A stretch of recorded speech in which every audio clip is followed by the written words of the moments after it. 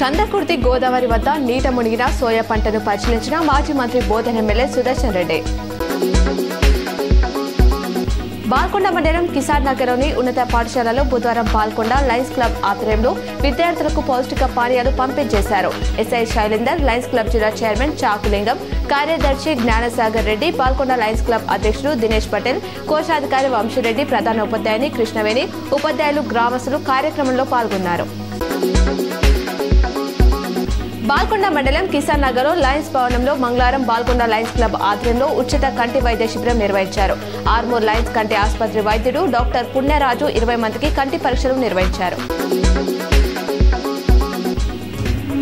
గణేష్ మండలి నిర్వాహకులు విగ్రహాలను తరలించేటప్పుడు జాగ్రత్తగా ఉండాలని నిజామాబాద్ సిపి సాయి చైతన్య సూచించారు. కొన్ని రోజులుగా 4 విద్యుత్ ప్రమాదాలు జరిగాయని, వాటిలో 9 మంది యువకులు మరణించారని పేర్కొన్నారు. గణేష్ విగ్రహాల రవాణా స్థాపించే మండపాల వద్ద ప్రాథమిక జాగ్రత్తలు తీసుకోవాలన్నారు.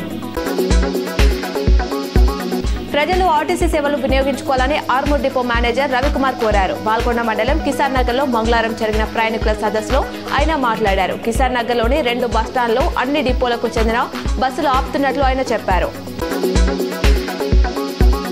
రుద్రూర్ మండలంలోని అక్బర్ నగర్ గ్రామంలో ఎదురెదురుగా వస్తున్న డీసీఎం కారు ఢీకొన్నాయి. ఘటనలో కారులో ప్రయాణిస్తున్న వ్యక్తులకు గాయాలు కాగా వారిని ఊటావుటిన బోధన్ ఏరియా ఆసుపత్రికి తరలించారు.